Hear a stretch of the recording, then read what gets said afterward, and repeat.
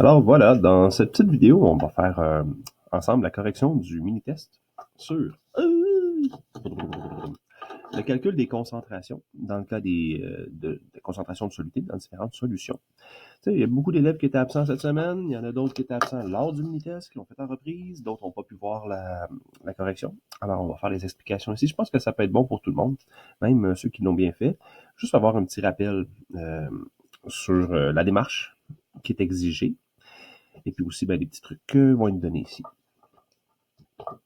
Je vous avais mentionné que j'avais créé la première question ici dans le but de vérifier votre niveau de compréhension sur la façon de convertir les unités de grandeur, des millimètres, des centimètres, dans le système des mètres pour les longueurs, les volumes en millilitres, les masses en grammes.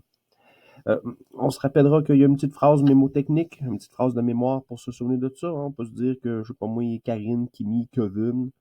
Qu'est-ce qu'il a fait, Kevin? Il habite dans Montréal depuis ce matin. Qu'est-ce que ça fait, ça?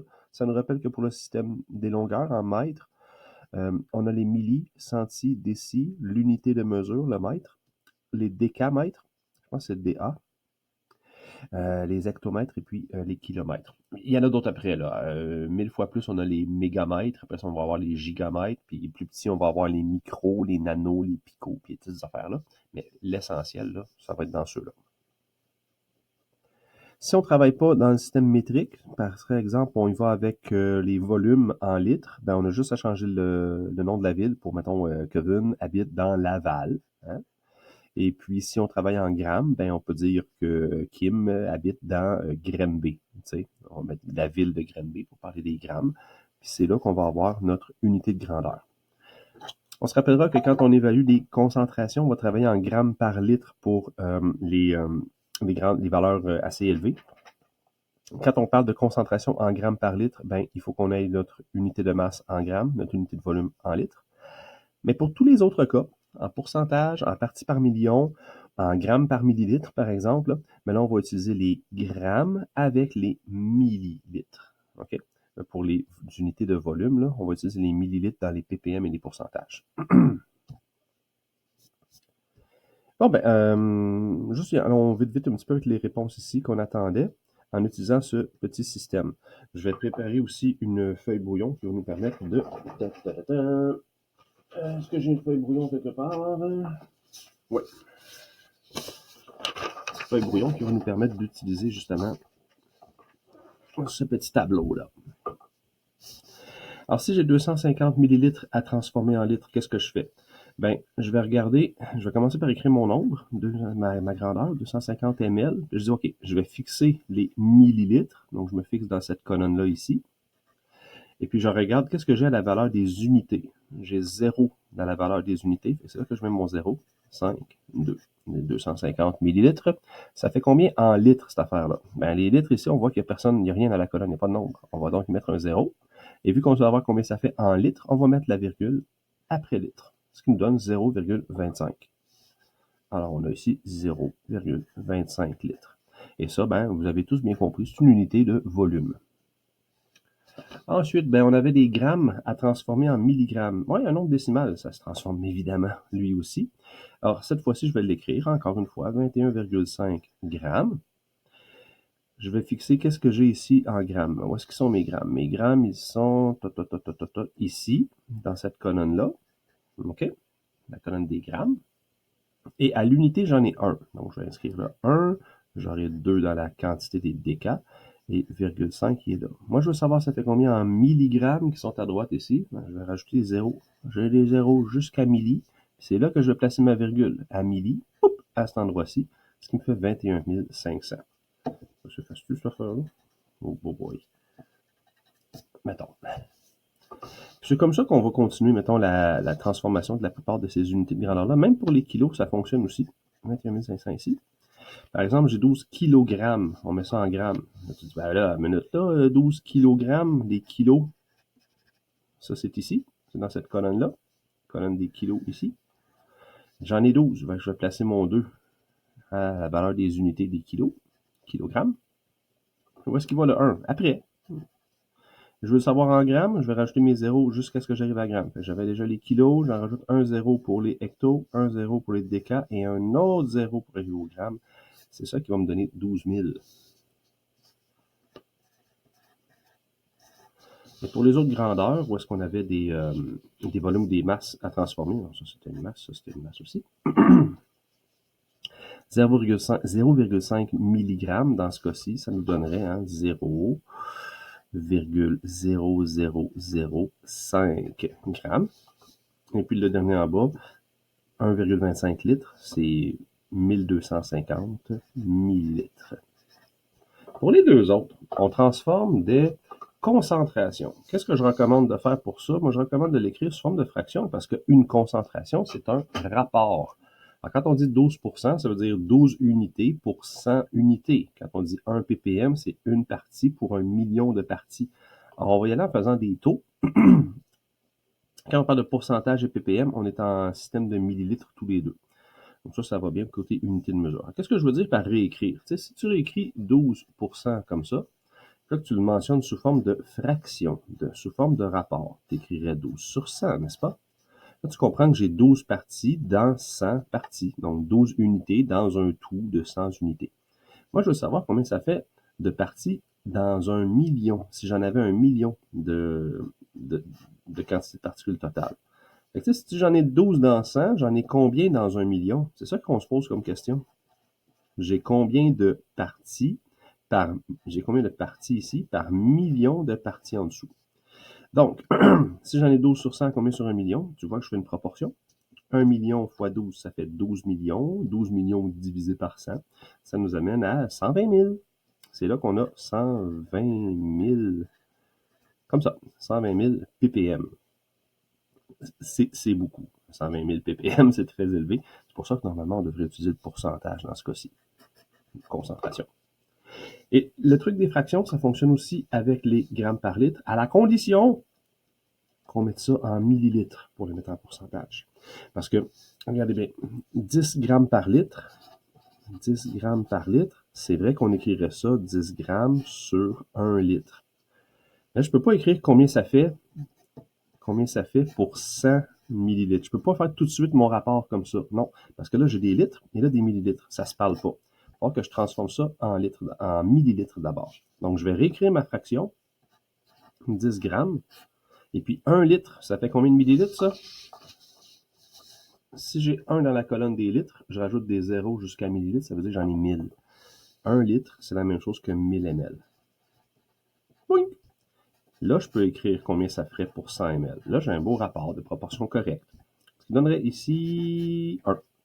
Oui. C'est là peut-être que tu remarques qu'il y a un rapport de 10, un facteur de 10 entre les grammes par litre et les pourcentages. Ça peut te permettre de vérifier tes réponses plus rapidement. Donc, un petit raccourci. Attention, on veut une démarche quand même lors des évaluations. C'est juste que ce raccourci-là te permet de vérifier si ce que tu as obtenu comme résultat de calcul, il y a de l'allure. OK. Procédons. Hey, pardon. C'est un peu sec comme air aujourd'hui. Procédons pour la résolution des 3 problèmes qui sont en dessous. C'est à ce niveau de difficulté-là qu'on s'attend cette année, surtout pour le numéro 4. Qu'est-ce qu'on veut voir? On veut voir une démarche complète qui mène à une réponse finale. Alors, si tu arrives à une réponse finale, qui est la bonne réponse, mais que ta démarche ne te permet pas de se rendre là, genre c'est par hasard que tu t'es ramassé à avoir la bonne réponse, malheureusement, on n'accorde aucun point pour ça. À l'examen final, le guide de correction demande absolument une démarche qui peut mener à la bonne réponse, soit partielle ou complète. Qu'est-ce que je recommande, moi, c'est d'identifier tout de suite les données qu'on va utiliser pour le problème. Par exemple, dans le numéro 2, on demande quelle est la concentration en pourcentage. Je sais en commençant que c'est la valeur C, la concentration que je vais chercher, concentration en pourcentage.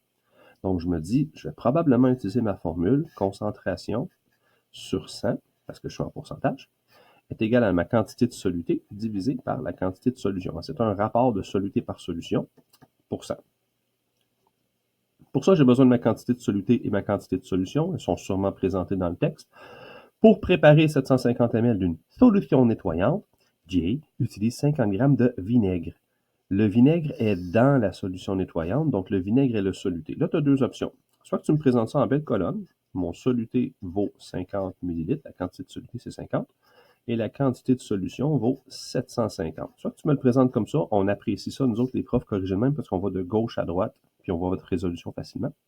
L'autre option, c'est de les marquer. Je marque que ça vaut la quantité de soluté. Je marque que ça, c'est la quantité de solution. Attention, parce que si votre question est sur un feuillet de questionnaire et que sur votre feuille réponse, vous avez juste un rectangle pour répondre, il faut voir la démarche complète. Parce qu'on n'ira pas regarder le questionnaire là, de 360 élèves pour vérifier, bon, ben, quel élève a écrit ces informations dans l'énoncé. C'est pour ça que nous autres, les profs, on préfère que vous présentiez ça en colonne au tout début. Donc, les données, D, la formule, F. Après ça, on va faire les substitutions. Soluté devient 50, solution devient 750. On ne transforme pas les unités de mesure parce qu'on est dans un système de pourcentage, donc on veut des millilitres et des grammes. On travaille comme ça. Je peux faire une petite séparation pour dire ça, c'était la formule en lettres. Je vais mettre maintenant mes quantités en nombre. 50 sur 750. Produit croisé qui m'amène à une valeur de C égale 6,6 périodique. On peut arrondir à 6,67%.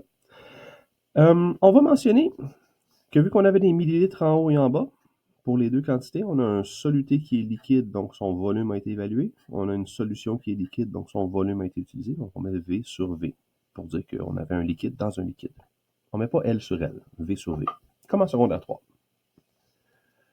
On procède de la même façon pour la question suivante. On veut préparer 3 litres de solution.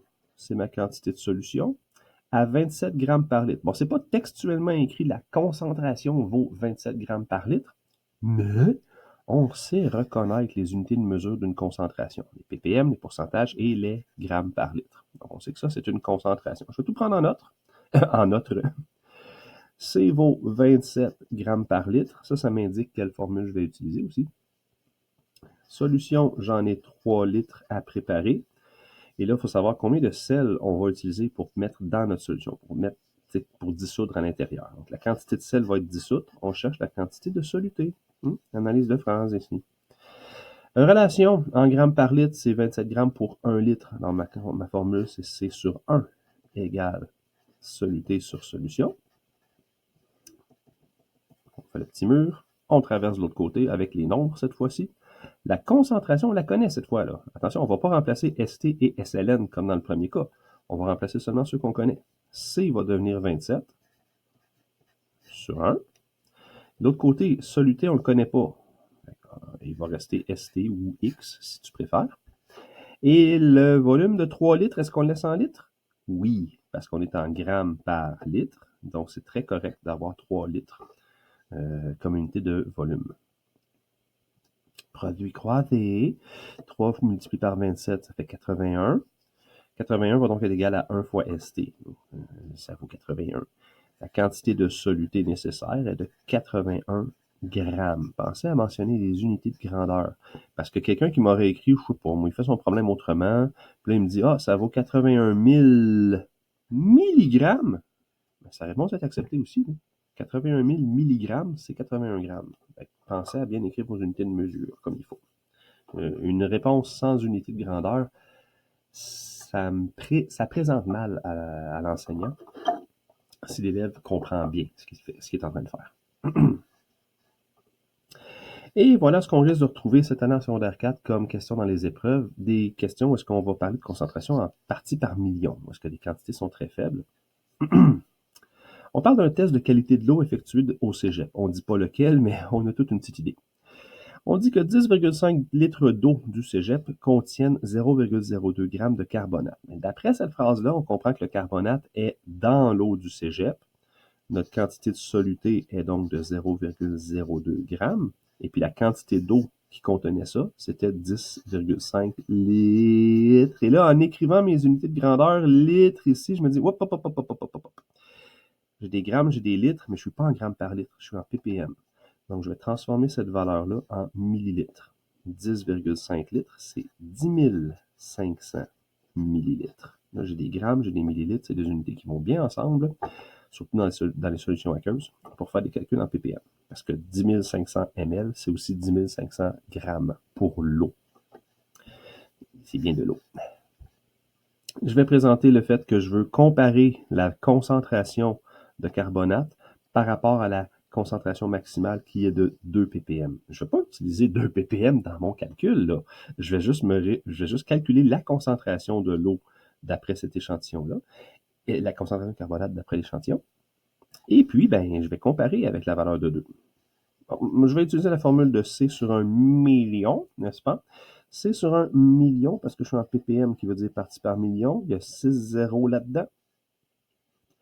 Est égal à ST sur SLN. Tu vois que la partie de droite reste inchangée. Soluté sur solution, parce que c'est ça la définition d'une valeur de concentration. C'est un rapport. À gauche, par contre, on va mettre un facteur de grandeur qui correspond à l'unité de mesure utilisée. Toc, toc, toc, toc. Cherchons la valeur de la concentration. On va remplacer ST et SLN. C sur 1 million est égal à 0,02 sur 10 500. Là, en faisant ce calcul, ça donne 20 000 divisé par ça donne un petit peu moins que 2.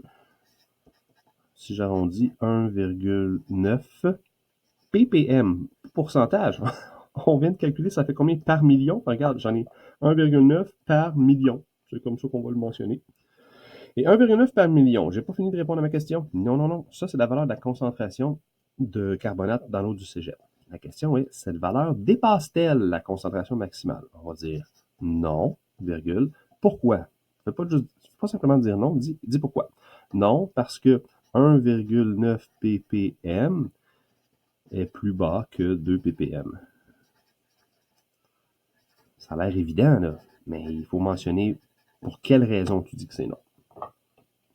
Mais voilà, c'est vraiment la démarche attendue pour ce genre de petits problèmes-là. C'est à ça qu'on s'attend de votre part cette année pour la suite des problèmes et aussi les examens de chapitre, mais surtout pour l'examen final.